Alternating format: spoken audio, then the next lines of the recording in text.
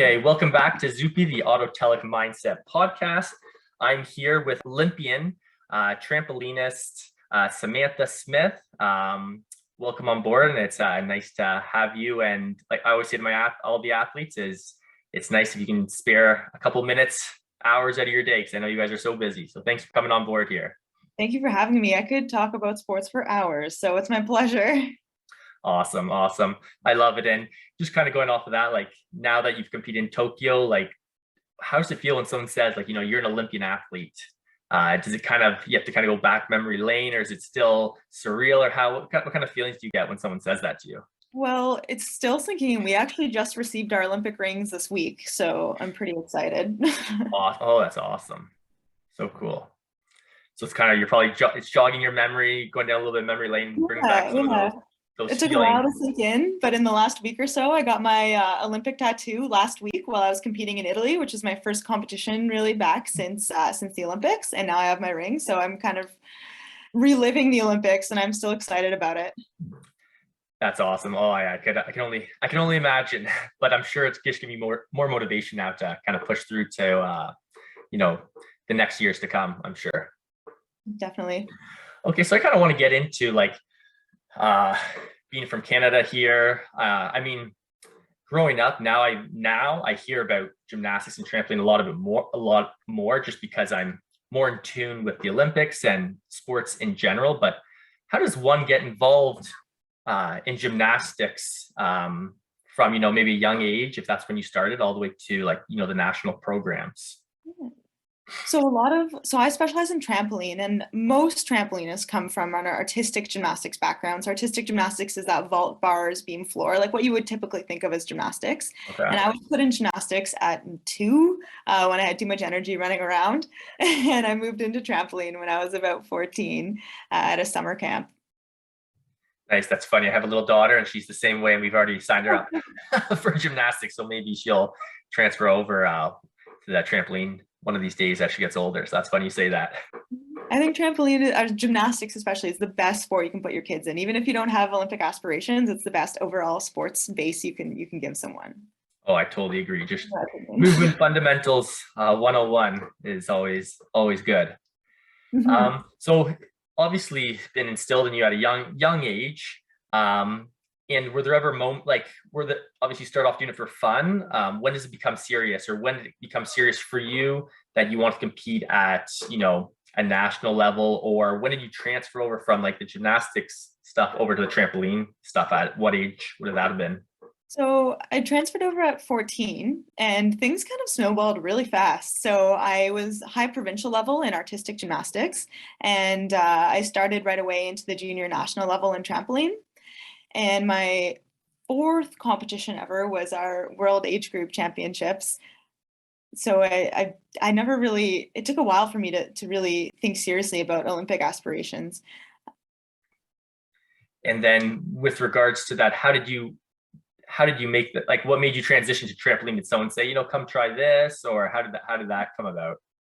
So my parents were always of the thought that you need to take breaks in the summer.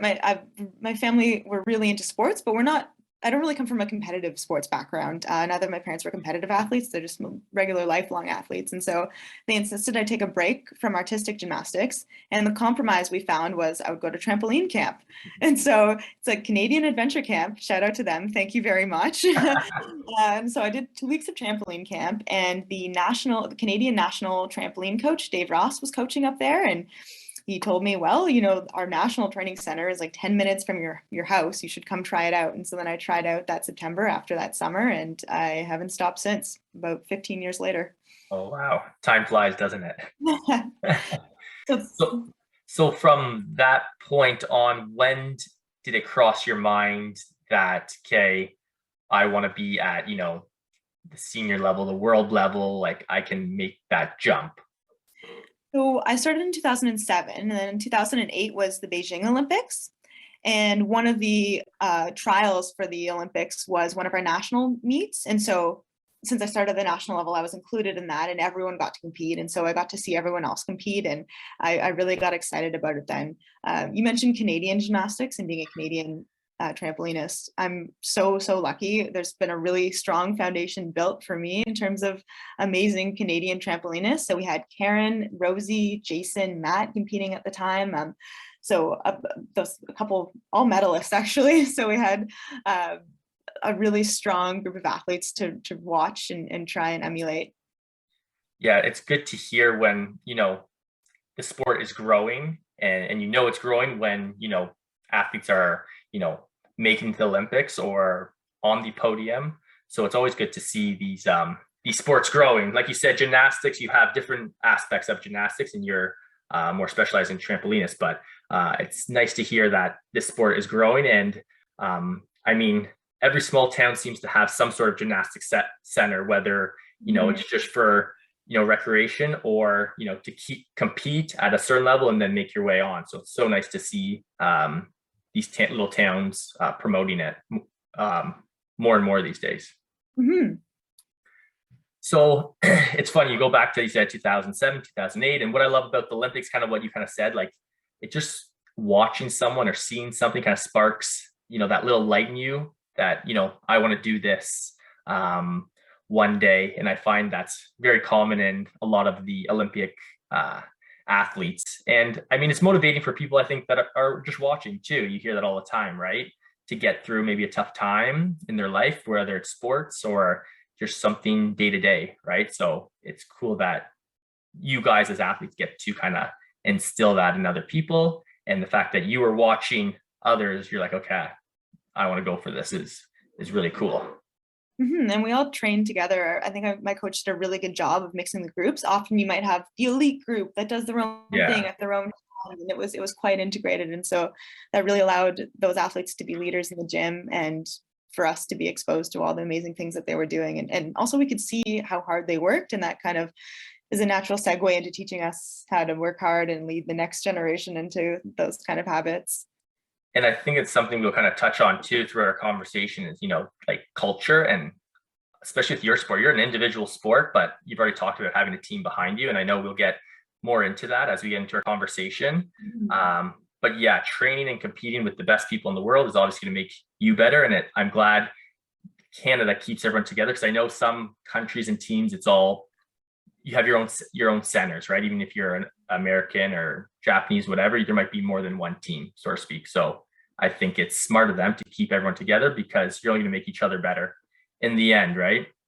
I think we try and make each other better as teammates. We do have quite a few centers throughout the country. We're not really localized. Okay.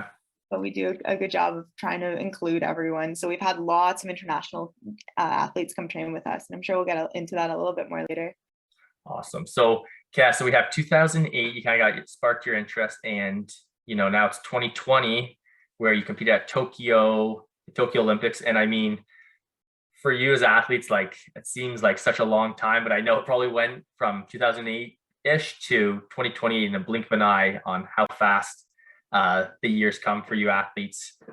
Saying that, I want you to kind of take us through your, I don't want to say Olympic journey, because I think it's more than the Olympics. It's, life as an athlete in the, competing in the gym, with your friends and families, your social life. So I think there's a bigger picture to this process that you guys go through. But let's work on your timeline here, and, take us back to, you said it was 2012 was the first time you were trying to go through the qualification process, correct? Correct. So there's a whole bunch that goes into life, and I like to do a whole bunch of things in a whole bunch of different areas. But if we use like the Olympics as kind of our time frame, I think that's a really nice way to look at it, because we kind of look at our life in like 4-year cycles. So 2007, 2008, I watched my teammates crush it. There's some Olympic medals that came out of our gym in Toronto, which was amazing. So between then, working towards 2012, I worked towards qualifying for the Olympics. And we had a really strong team, and I was one of the younger members, and I was thrilled to walk away with the alternate spot in London. And my natural segue from there was to say, okay, 2016 is my time to qualify for the Olympics. I'm going to qualify for the Olympics and then quit trampoline and go to grad school. There was a few mistakes I think I made along the way. And also our whole Olympic qualification is wrapped up into two 20-second routines. Oh, wow. So I think I probably did some things right along the way, but stumbled in that one qualification we had for the Rio Olympics. I didn't make it. I also didn't retire. I came back to why I wanted to train, which I think we'll get into a little bit more later. And then I tried again for Tokyo. I had an extra bonus year of training. Was able to qualify for the Olympics in Tokyo at the very last minute because there's quite a complicated qualification process. But I still haven't quit because going back to the why, I still really, really like training. Oh, it's nice. It's nice to hear that you're still going. Um, so talk about a little bit. So yeah, 2012, you're an alternate, and being a younger athlete, like talk about your mindset going into it, and then maybe throughout that process, things you maybe did well, things you didn't do so well, and what were kind of your goals going into that qualification process, knowing you had some good teammates ahead of you, being young. Talk a little bit about like confidence, stress, and that kind of stuff, and how you were feeling and how you managed some of that stuff for the 2012 qualification. So I was thrilled to be the alternate. To be honest, I think that's what I was aiming for. I had Karen Coburn and Rosie McLennan, Rosie being our now two-time Olympic champion ahead of me. And so I wasn't really planning or thinking that I could beat them, but I was really happy to get that alternate spot and be able to go to the Olympics. I was definitely nervous during that qualification time. It came right down to the wire between me and another athlete, and there was some complications where the other athlete got an injury and then tried to petition for my spot, and it kind of put a lot of pressure on our whole team. But we kind of moved past it as a team, and so it was really relieving when I finally just got to get to London and walk around and hear everyone cheer for the Canadians whenever we walked around the city in our Canadian gear. Yeah, that was a fun one. That was I could only imagine. I went to the Brazil Olympics to see my sister, and the atmosphere that I witnessed as someone spectating. So I can only imagine how you guys feel being there as well. London was pretty amazing.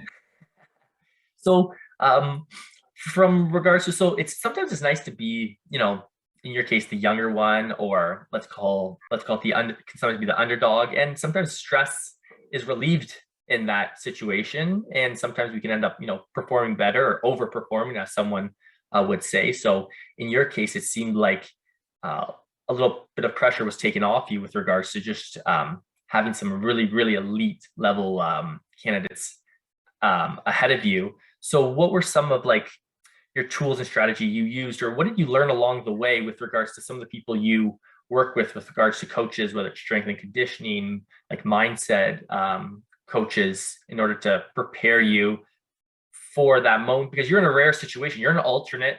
So like any given, if your teammate is down, like you're up, like, so it's kind of an interesting spot to be in, I would say, with just the unknown of what could possibly happen. So how do you prepare for that? I honestly didn't think too much about it. I didn't think of the possibility that they wouldn't compete. I viewed myself as the alternate. I didn't really think about replacing one of my friends, teammates and friends. So I didn't really consider that. I think it was probably, we'll call that like the baby quad leading up to the London Olympics. I don't think I did very much active work on my mental skills or goal setting. I think that came for the next two Olympics, and that was kind of trial and error between 2016 and then 2020.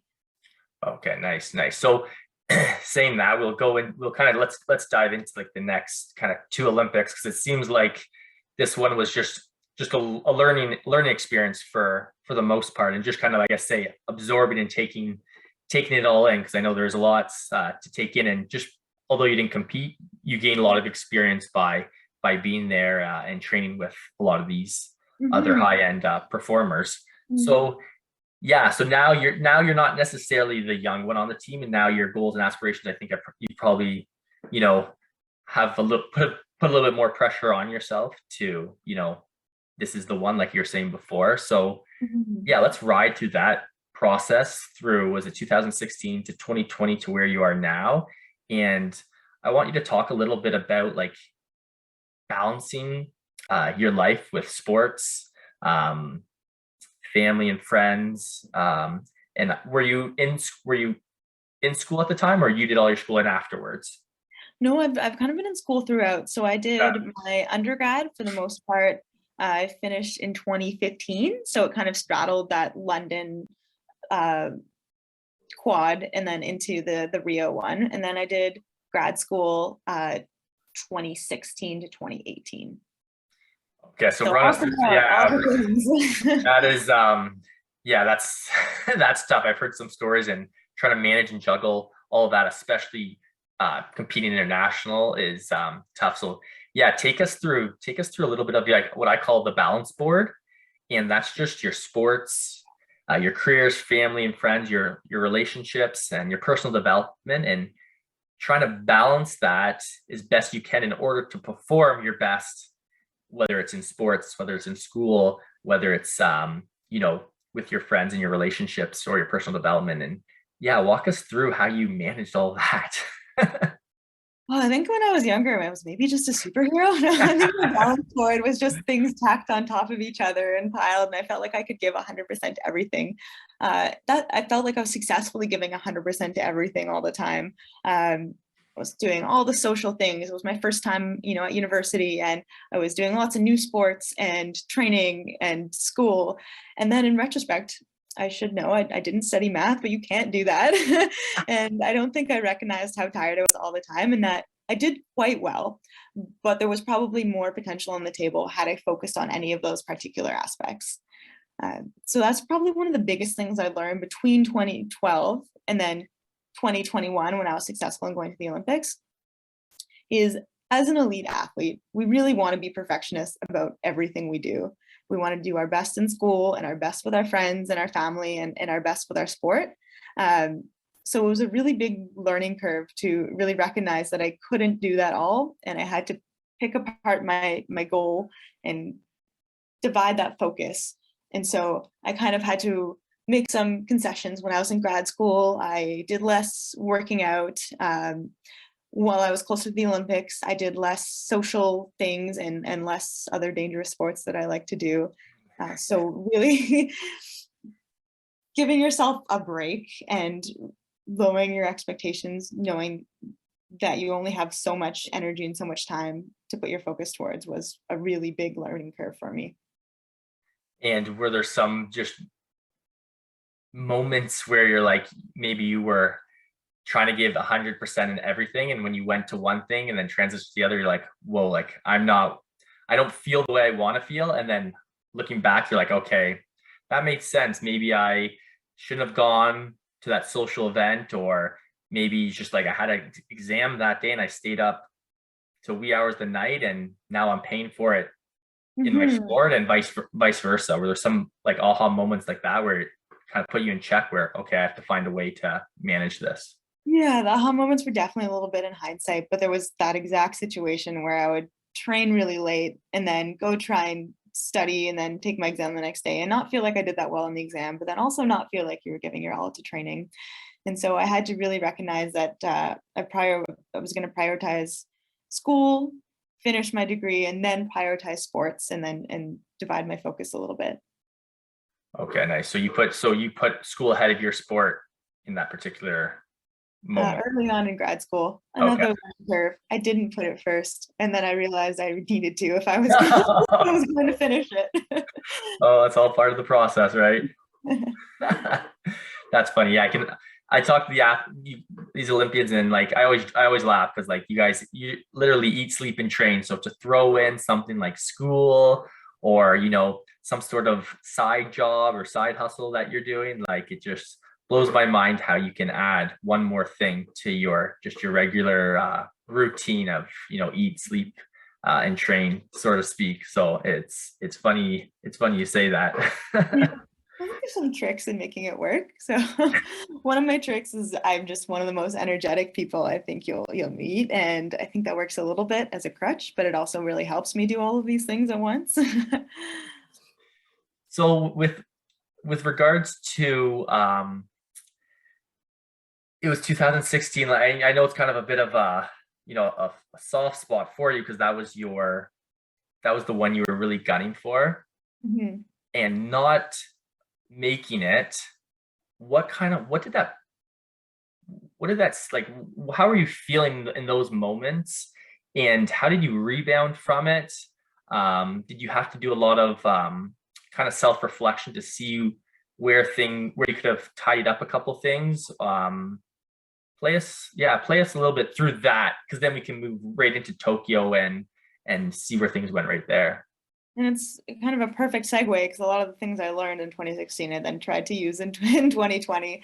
So in 2016, I got just obsessed with Rio. I would just say it over and over again. I'm gonna go to the Olympics. I'm gonna go to the Olympics. I'm gonna come top 8 at our World Championships, which is the way you qualify for the Olympics. I'm gonna come top 8, and I come top 8, and I just really fixated on that kind of external goal. And that just really heightens your pressure and your emotion, and you still can't control how other people do and if you're going to come top 8. So I just came in there with so much adrenaline, and I just, well, quite physically crashed. And you just have like one routine, one chance to qualify, and so it didn't work. And I just really hated training, and I was pretty crushed after that. And I didn't want to quit hating training because it's been such an important part of my life that I've loved for so long. Mm. So I decided I was going to finish out the competitive season, and our last competitions were in Switzerland and Portugal of that season. And then I was going to quit and go to grad school. And I stayed in Portugal and stayed with their national team coach. And then I stayed in Switzerland with one of my teammates, well, one of the friends I've made on the Swiss team. And I just had so much fun. And I decided I was going to try this really hard routine for my last competition ever in Portugal. And I set the world difficulty record for women. And the last competition I walked into in Portugal, even before I set the record, I just was happy to be there. And I was like, oh, I really like this. That's why I do this. So that kind of set me up to keep training and kind of relit the fire. Yeah, and it's funny. I was talking to Larissa Franklin, and she kind of mentioned something very similar to what your story here is, with being fixated on, that Olympic, you're trying to go, the year you're trying to go for the Olympic, you're trying to make the qualifications, like you said, of Rio. And she said their team had a similar experience where they had to just like cut it out. It was almost like you're thinking way too far ahead. And I always talk about flow state and being in the present moment. And, that's where, you get your joy, creativity and learning. And like you're kind of saying, like the fire was lit and you were having fun again. So it's a big learning process. And sometimes, we can talk about it, but until you are in a situation where maybe your thought process is like that, you don't really know, right? So it's interesting to see these Olympic athletes have it's a 4-year process, and like that is your goal. But it's funny how that mindset can almost be a little bit detrimental to the process and getting there, which is crazy to think about. But now I've heard it a couple times now, and it's so true. So I think, yeah, you really touched on something there with regards to, being in the present moment, the here and the now. And I think that's when like the good things happen. And like you're saying, for that performance you had in Portugal there. So maybe talk us through just slightly like some of the like how you were feeling, or was it just like you just let go and just kind of went for it? I still remember so before you compete, you're all lined up and then you're marched in front of the judges before you one by one get up to do your routine. And we just walked in and I just felt light and I felt excited. It was in such contrast to like the feeling of dread and nerves I felt in the previous competition at the Olympic trials, where you're just thinking about that objective outcome you have to have instead of that flow state and that feeling of flying and that excitement to fly. And then, so this competition, you said this was the end of your season. It was the last World Cup and my last competition ever, which it's funny how it works out that way sometimes. So obviously after that, you went home and just reevaluated, like, hey, like, I'm going to give this another go.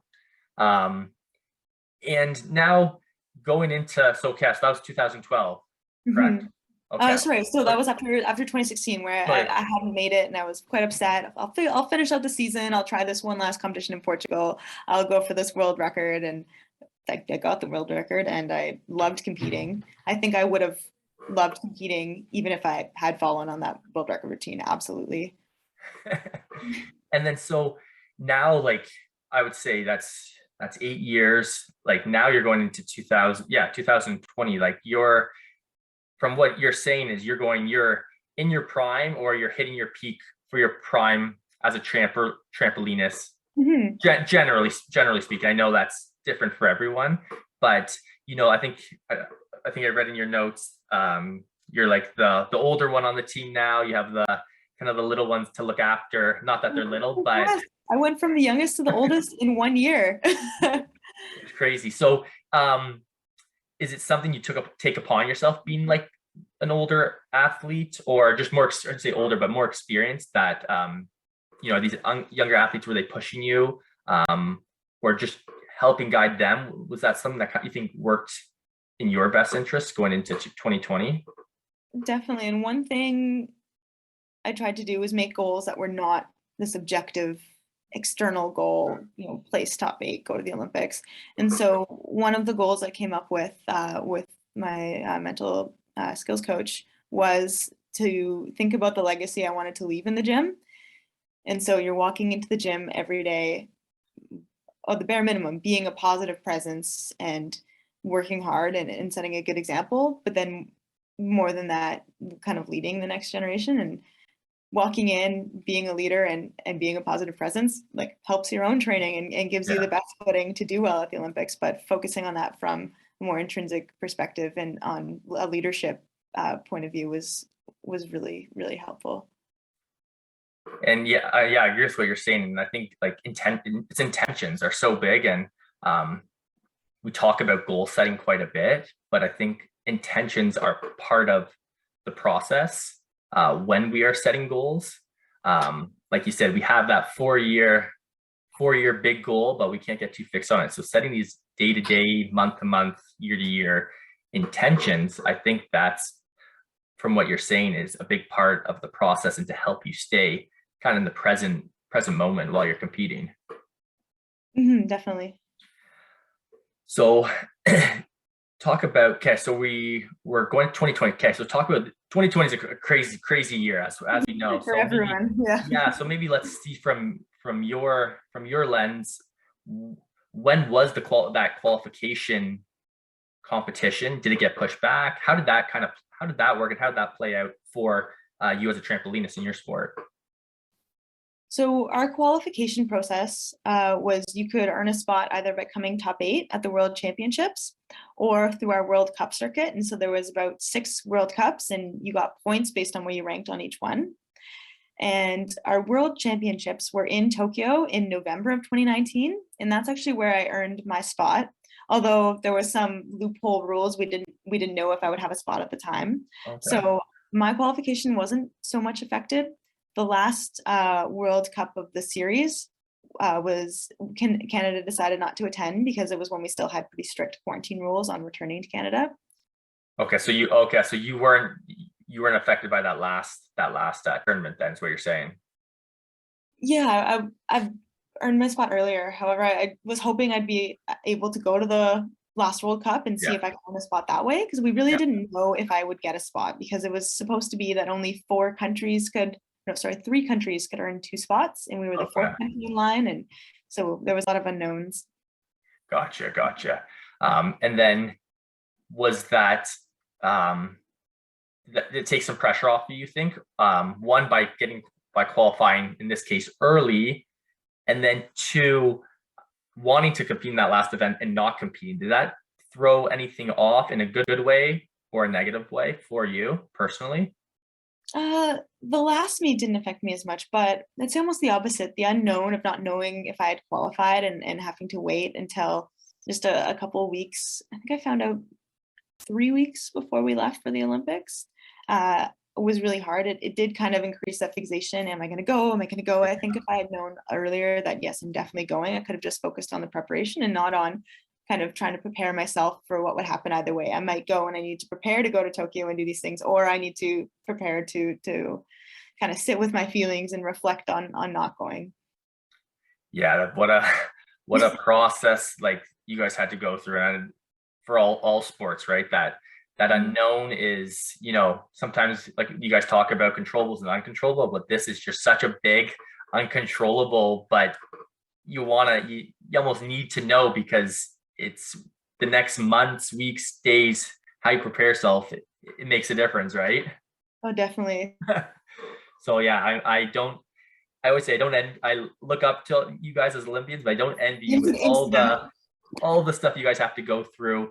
It's never smooth sailing. It doesn't matter if you win that gold medal or not. There's always hiccups, bumps, turns along the way, which I think make it more impressive when you guys do make the Olympics. Lots of ups and downs. You didn't go for that one. It incidentally might have been a good thing, but and I'll let you know in secret that I don't really know all the rules of qualifying. I've never paid attention to the rules to get onto teams. I don't find it helpful. Knowing what score you have to hit or what you have to do. You should just focus on doing your best routine. And I wasn't fully sure of the rules to qualify for Tokyo. It's the first time we've used a different qualification system. It used to be just the World Championships, the year of the Olympics, that was your qualifier. So that's why in Rio, I just had that one chance and it didn't go my way. And so Tokyo was the first time they've trialed this system where you have multiple chances, the World Championships, but also those 6 World Cups. And I hope in future, it's changing the system slightly, but I think they're going to tighten up some of those loopholes. So hopefully the next set of athletes, well, me included, will know earlier on where we stand. Yeah, I kind of like that. The one where you have more than one opportunity personally. Just gives you more of a chance. Sometimes one day performing the best routine, I understand it, but it's such, like you said, it's a 4-year process, I think, to give more opportunity to get those points and those scores. I think that's the better way to go. Trampoline just has such a tiny margin for error. So being just a few degrees off in one bounce is a hard way to determine your future. Oh, 100%. And I think I come from a hockey background, and going to the playoffs, it's nice you have a series. Usually the better team comes out through a series versus just that one game, right? You're even allowed to give in one goal and you can come back from that. But unfortunately, gymnastics, every point you lose, you just try and lose less points going forwards. It's crazy. It just goes to show you like how like tight it comes down to it. And I don't envy those judges by any means. No, I don't either. I'm not good at sitting still. But also, that's a really exciting thing for the next cycle. And one of the reasons that I'm sticking around is that they're changing our system yet again. So at each competition, you now have 2 chances, and they're just taking the best of 2.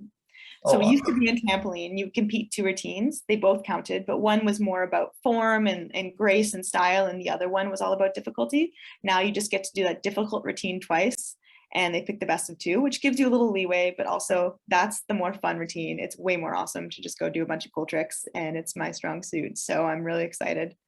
Awesome. Yeah. Oh, that makes me feel better, even though I'm not even in the sport. That'll be great too. Like, I'm talking to you now, that when I'm following it, I'll have a little bit of a better understanding of the scoring system, because a lot of the times I'm watching the sports and I'm just watching for the entertainment, but when you know how it's being scored, you become more engaged in the technical aspect and what these athletes are doing, I find. So I'll figure out all the rules and then I'll let you know before the next Olympics. Perfect. I'll be a pro, and I'll be able to give you a score when you're done. Okay, awesome. Okay, so now we're at 20. You say 2020, but it's 2021, and I want to kind of get inside a little bit more inside your head with regards to your mindset, with regards how you channel. Like we were talking about that flow state, and you're prepping yourself, to perform the best routine that you can. Take me through. Do you have a routine? What kind of tools do you have? I see here in some of your notes with regards to visualization. Take me through some of the things you do, stuff that's worked, some stuff that maybe hasn't worked, and you've had to change. Walk me through that with regards to the 2021 competition. Like, one of the things that works for me is just moving around. I think it probably looks like I'm really nervous, but movement is my calm. I've learned not to try and overplan things. In 2016, I think I wanted to have like the exact order of songs queued up and to know exactly what I was going to do and exactly what my hair was going to be like. And I think trying to fixate on all those variables was a little bit too much. And I'm a really adaptable person, and so I think I should have just trusted myself a little bit more. Yeah. So 2020 was just kind of seeing what I thought I needed at any moment. Did I need to be walking? Did I need to be thinking? I didn't try and obsess over what I thought mental skills was. I just let it happen a little bit more naturally. Okay, and we as athletes, I always laugh because we talk about how everyone has a routine, and I say even if you don't have a routine, that's a routine in itself, just to kind of be carefree and do whatever. But it's funny that you say like getting fixated on like some people they has to be in a certain order, certain song, but that works for some people, right? And it's sometimes it's like for hockey, I have some guys and the way they they do up their skates, put on their helmet, do their warm up, et cetera, et cetera. It's like, man, like you are crazy. But you know what? At the end of the night, he scores a goal. He plays amazing. Man, keep doing it. Don't change. Yeah. You're just trying to get in their way. But everyone has their own little routine and what they do. And you think that's pretty important? And what kind of things should you look at when you're creating a routine for yourself? I don't know if it's so much about creating a routine. With me, what it was my mental strength coach and I looked back over the last 10 years of competing where I just kind of done my own thing. And I'd been consistent over all those years. So she had to tell me like, hey, you don't have to go create a system. You obviously have a system, because I thought, well, I don't think there's like really any routine. But then when I really broke it down, there was. I like to move around. I do a certain movement before I compete. Like I'll pull myself into a pike, and I'll do a couple sets with my arms where I like move my arms all the way over my head into kind of full extension. So not to worry. It's almost more sitting down and thinking about what you've been doing in the past if you've already been consistent, than to think, okay, now I need to be good. Now I need to create a system. Usually you've already kind of gravitated towards the things that work for you. And did that develop over time? Yeah. And Yeah. for example, the literature really supports visualization. And so I tried that as a technique, but it's not something I'd ever really done in the past. And Yeah. so it wasn't really something that worked for me. I have like a feeling, like a proprioceptive pattern that I think of for all my skills, and that works for me. And so I try and think of that for my routine, but to try and like visualize and see what's happening wasn't really the picture that matched for me. And so I didn't worry too much about including new things and trying things like visualization. Awesome. And I think that's like, I like that you say that, because I mean, visualization is something that's preached and is huge. It obviously, it serves a purpose for the right athlete. But saying that, like I always go back to almost like our senses, right? Visual, auditory, kinesthetic, and everybody's different on the way they view things and how they approach things. So it's cool to say, okay, maybe you're not so visual, but you like said, you have to move and do certain things. Yeah. And maybe it's more kinesthetic approach that you take to this prep you do leading up to your routine. So you're kind of the first person that's really touched on that. And I believe it's so important. And I think for athletes, it's a little bit of trial and error. You got to try, you got to try the visualization. You got to try the breathing. You got to try, like you said, having a little thing you might do, whether it's a stretch, whatever it may be. And I think it's easier said than done, but it's a lot of bit of trial and error and knowing yourself, like you said, and don't fix what ain't need to, or what's the quote? What's broken doesn't need to be fixed. Whatever. Maybe I probably have that wrong, but along if the it ain't lines broke, of don't that. fix it. That's it. There you go.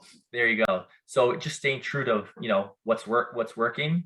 Stick with it. Don't overthink it. So Tokyo, it's your moment. It's your time to go out. Walk us through walk us through some of those emotions, maybe the people that were there supporting you, your teammates, and how it all kind of came together for you.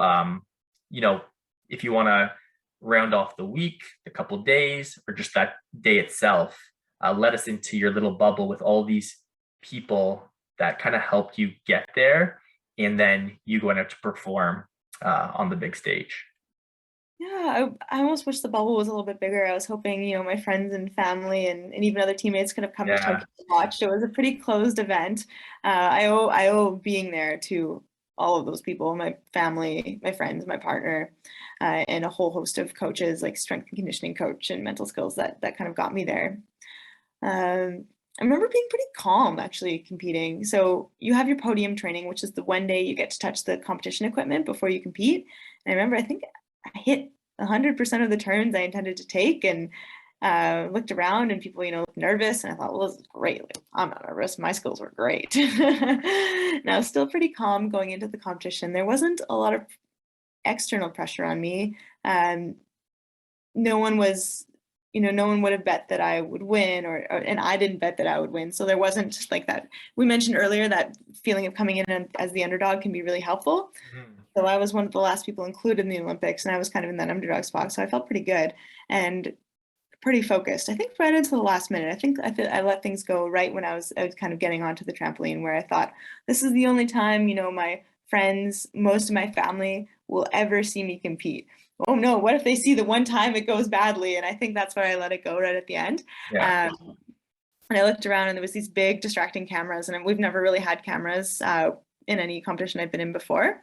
So I think I got distracted at the last minute by this extrinsic, what are my friends and family going to think? The Mhm. truth is nothing less of you if you don't do your best. Exactly. But that's not how you think in the moment. So it wasn't my best performance. Actually, you do two routines, and my week routine that I always worry about was like perfect. It was beautiful. And then the one that I was really comfortable in is the second one you do. And I think at that, I thought, oh no, what if they said, like, I'm so close. I almost did this perfectly. And so I made some mistakes that I've never really made before.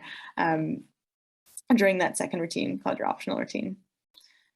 And like it's crazy how you're feeling good and right to that like last moment, how fast things can change. And I Mhm. think talking about the mental game, um, you know, it's a moment of it's a matter of moments, seconds, milliseconds, depending on the sports that you do. But that's what I love about the Olympics. You know what I mean? Like you can be number one, and you have the last ranked seed come in, win the gold medal, and I think that's what I like about it, and what makes I think the Olympics extremely a challenging competition. So when you get to hear from the athletes such as yourself, and you kind of hear some of the stuff, what they're thinking, and why maybe things maybe didn't go their way or did go their way, and it's a simple like you said, just rethinking, not having those people there, or second guessing yourself, or coming in too confident, or maybe you just didn't peak at the right time. So much goes into it. So it's great to hear, kind of going behind the scenes to hear, because a lot of times you don't really know what's going on. You think every athlete is in tip-top shape, no injuries, they're good to go, they should be the best, but little do we know that they're dealing with, maybe it's an injury, maybe there's some mental health stuff that's going on that we have no idea. Maybe it's a thought, an emotion. So Yeah, our sport adds that layer of you could be all right physically, but we just do such like complex like movements that sometimes that really trips people up. Yeah, in short, I think with my preparation, I would say it was almost 100%. The last little percent made a difference. I think I would do all the same mental prep over again and just stay stronger for just a couple more minutes. I think just standing on the trampoline, looking at the cameras, thinking about people watching at home, I let it get away from me. But I would do everything the same, but then just block out those kind of thoughts for just a little longer. and it's nice to hear you say that, because I mean, some people go into the Olympics and they look back and they can have so many regrets because of this and this. But to say, it was just a minor thing, but you're laughing about it now, and you wouldn't have changed a thing, is I think will help you moving forward as well. It makes sense, like that. all my friends there. Exactly. So, you've competed and you're talking about doing another Olympics. Um, how did one, obviously after the 2021, you have to sit down and kind of self-reflect because like you said, it's another 4 years. Um, what was your talk with your family coaches about trying to go compete for another Olympics? So one of the things was, oh, it's just 3 years, which is just 1 year before the Olympic qualifications start because Yeah. they start the year before the Olympics. I wasn't actually sold on the Olympics right away. Similar to the 2016 Olympics when it didn't go so well, I wanted to do some meets after the Olympics. What I've heard from my teammates, so we have this really strong like Olympic base in Toronto, is that they all planned to do some competitions after the Olympics. There's just such a unique stress put on the Olympics that they've all planned to do more competitions, and so I plan to do the same. And as I've started to prep for these meets, and then thought, well, next season is the Olympic trial season. I've become a lot more interested in going for another Olympics. I also really like the idea of the full Olympic experience. So with my family there and all the other parts of getting to see the city and the Olympic houses and the interaction even with just other Canadian athletes and Yeah. other international athletes. Yeah, I've heard from athletes is there's a little bit of an addiction to going to the Olympics and competing. I think they're um, right. I have a funny story about with my sister, and after doing her first one, she had a teammate kind of tap her on the shoulder, and he was like, "See, Cleta, you can't just do one." And she's like, "Yeah, you're so true. You get that itch, that fire in your belly, and it's like, yeah, I gotta do one more, maybe, or Yeah. maybe it's another one, or who knows. But it's definitely, I think it's a little bit of an addiction, a healthy one to say the least. Probably the most. So that competition, if we go rewind in that time frame to 2016 to my last competition ever in Portugal, that one happens again in 2 weeks. So I'll be back in Portugal. That's exciting. That's a very exciting time that's coming up, and to take you to that moment so many years ago, right? Mhm. Oh, that's awesome. So I want to kind of sum a little bit of what you're kind of what we've been kind of talking about here through the podcast. Um, like I kind of mentioned to you before, I'm all about the mindset through your sports, but also through your career with regards to, in your case, education, balancing your social relationships, and coming out to perform your best and to be your best. And I think you kind of nailed it in the head earlier on with regards to going back to joy, loving what you do. And I know it's a long process and journey. But whenever that falters, I feel that it can be discouraging competing, and then also as a person yourself. And I think that's when the doubt sinks in. So kind of throughout your process, I know we had a little bit of a hiccup on the way at 2016, but it seems like you've said, you've been a really consistent athlete, which is kudos to you and your mindset, both mentally, physically, and obviously surrounding yourself with people that make you a better person and a better athlete. So I appreciate you coming on and kind of sharing to us your mindset. And I also got to learn a lot about your sport you do as well. And this qualification process, I'm very excited with a little bit of few changes here and there. So we'll stay tuned to see how you make out in the years to come. Because like you said, it's not too far away. No, just 3 years. This is awesome. It kind of helped me reorganize things as well. Yeah, and like I said, I'm a performance mindset coach. So if I can give you a tip here and there, always feel free to reach out. If not, you've just gained another fan along the way. So we should trade. You give me your biggest tip, and then I'll end with my biggest tip. my biggest tip for you. Okay, so we kind of talked about it. Like, I'm big into flow state and being present and setting good intentions. So setting good intentions, I think, is, like we said, it's easier said than done.